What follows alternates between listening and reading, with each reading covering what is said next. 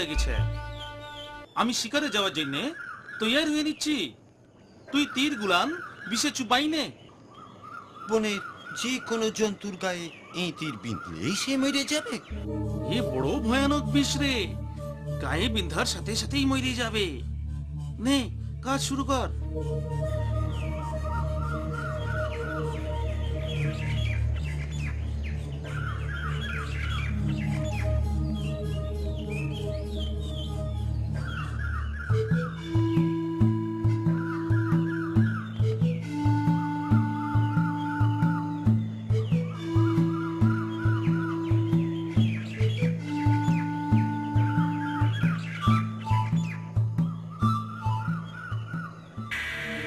আওয়াজ করবি না।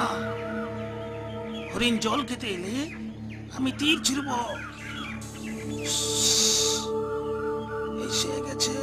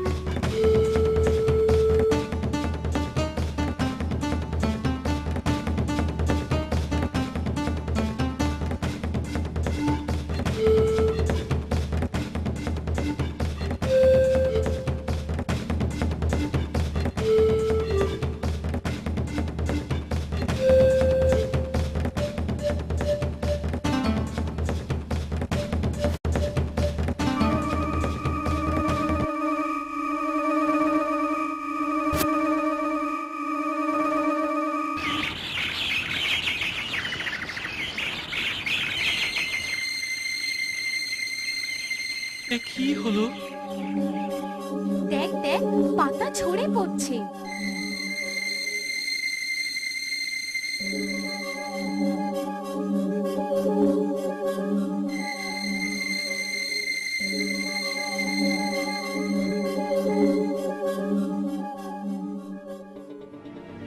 চল চল, অন্য গাছে বাসা বাঁধি। চল চল। না না, যেও না। কতদিন ধরে এই গাছ আমাদের আশ্রয় দিয়ে আসছে, ওকে ফেলে যেও না। তা কি করে হবে? ও আমাদের আর কোনো উপকারে আসবে না। ও সম্পূর্ণ মৃত এখন। ওর এই দুঃখের দিনে ওকে ছেড়ে যেও না। কত ঝড়ে ওর আশ্রয়ে আমরা নিরাপদে থেকেছি, ওর ফল আমরা খেয়েছি। কিন্তু আমাদের নিজেদের কথা ভাবতেই হবে। অত কথার কি দরকার? সুখ যদি থাকতে চায় থাক, আমরা যাই। চল। হ্যাঁ হ্যাঁ, চল যাই।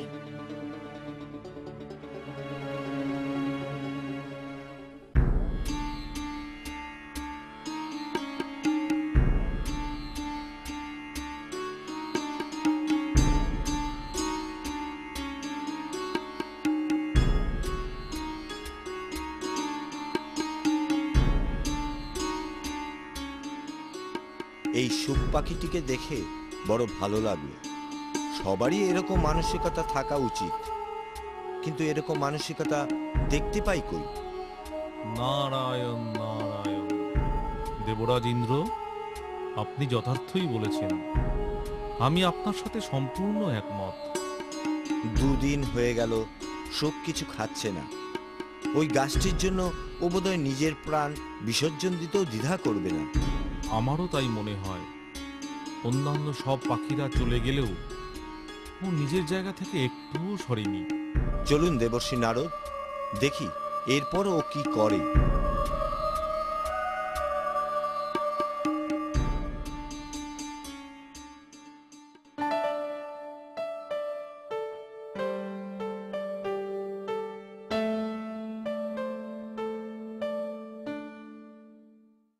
জানিস সুখ, আমরা যে গাছে এখন বাসা বেঁধেছি, কত ফল সে গাছে। তুই খাবি? চল। না, ভালো লাগছে না। দুদিন ধরে তুই কিচ্ছু খাচ্ছিস না। চল ভাই, খাবি চল। আমাদের এতদিনের আশ্রয়দাতা মানুষের দোষে আজ এই অবস্থায়। আমাদের এই পৃথিবীকে ও সুন্দর থাকতে সাহায্য করছিল। কিন্তু না খেলে তোমার শরীর খারাপ হবে। ভালো লাগে না, তোমরা যাও, আমাকে একা থাকতে দাও।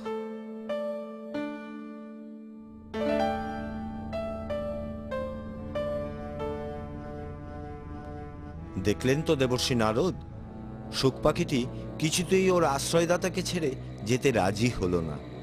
নারায়ণ নারায়ণ, সত্যি এরকম যে দেখব একদম ভাবতে পারিনি। না, এরপর আর অপেক্ষা করার কোনো মানে হয় না। বেশি দেরি হলে ওকে আর বাঁচানো যাবে না। হ্যাঁ দেবরাজ, আমারও তাই মনে হয়। এবার ওর কাছে যাব, ওকে বোঝাতে হবে, তবে ছদ্মবেশেই যাব। বেশ, আমি তবে আপনার জন্য এখানেই অপেক্ষা করছি। নারায়ণ নারায়ণ।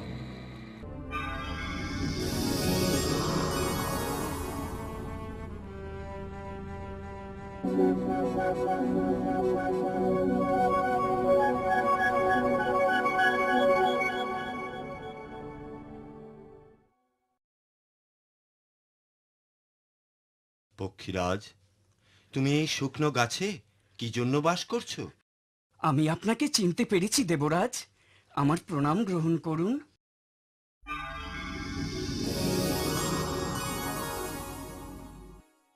তুমি দীর্ঘজীবী হও।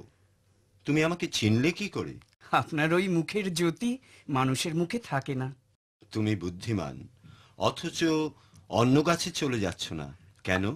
আমি জন্মের পর থেকেই এই গাছটিতে আছি। এই গাছ আমার বাবার মতো আমাকে আশ্রয় দিয়েছে, বহু বিপদ থেকে আমাকে রক্ষা করেছে। আজ এর দুঃখের দিনে আমি কি করে একে ছেড়ে যাব? আমি তোমার কথায় খুবই আনন্দ পেলাম। তুমি বর চাও? তাহলে এমন বর দিন যাতে এই গাছটি এখনই বেঁচে ওঠে, ফুলে ফলে ভরে যায়, আবার সুন্দর হয়ে ওঠে। তথাস্তু।